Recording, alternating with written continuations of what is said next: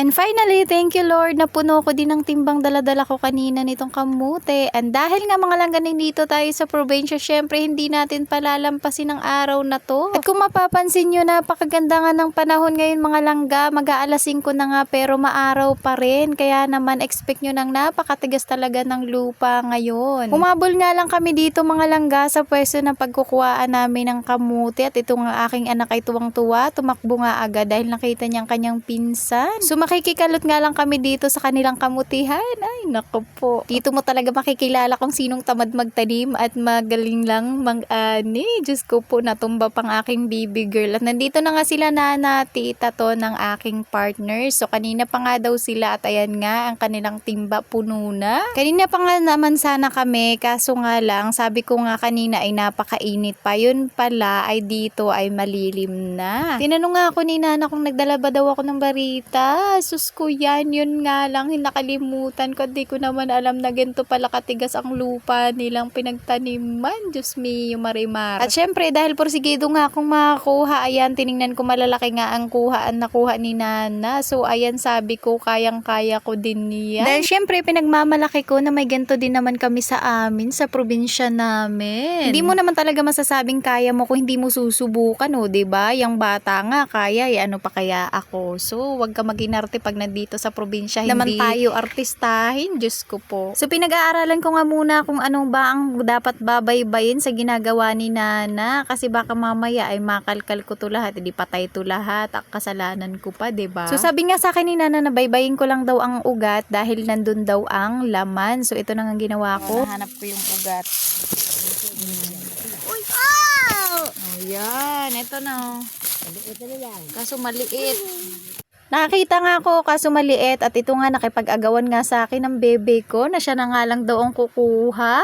At talaga namang pinagmamalaki niyang malakas nga daw siya kaso hindi nga namin mabunot-bunot. Diyos me, Marima. Grabe din talaga yung pagka-stack niya kahit napakaliit niya, ang hirap niyang tanggalin. Naku po. At kung mapapansin nyo naman kasi tatlo na talagang kamay na nagbubunot dito, hindi pa rin talaga natatanggal. Paano ba naman kasi wala naman akong kagamit-gamit na kutsilyo, barita man lang, kahit kahoy, kamay lang talaga, kaya ang ending nagkasugat-sugat ng kamay ko. At ayan na nga, hinayaan ko na nga lang dalawa magkuha.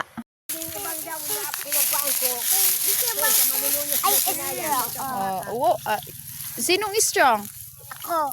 Ang galing naman, si Sia, Mom is strong. Mom is strong ako, Yes Mama. po.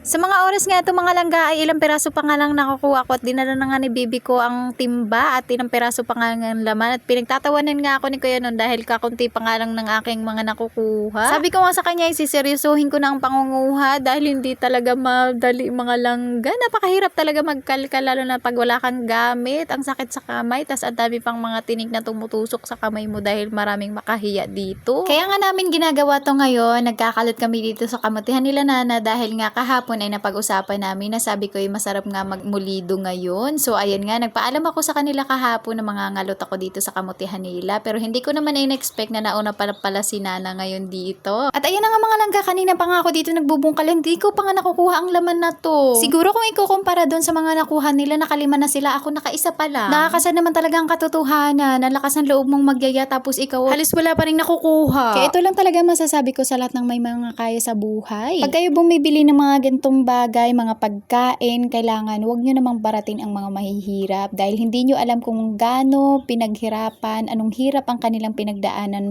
magkaroon lang sila ng gantong magandang ani. Pagkatapos nga ng mahabang-habang oras mga langga, ayan na nga, pinagpahinga ko na nga si Nana at sabi ko nga pahiram na nga muna ng barita, ako na nga muna ang magbubungkal dito, baka naman sakali makakuha ako ng medyo malaki-laki. Kaso talagang mukhang minamalas talaga ako ngayong araw mga langga. Pero ayos lang talaga, at least nasubukan natin magkalkal. At ito na nga mga langga, mag-alas 6 na nga mga langga, pero ayan makikita nyo sa araw, maliwanag pa nga ang alas 6 ngayon dito.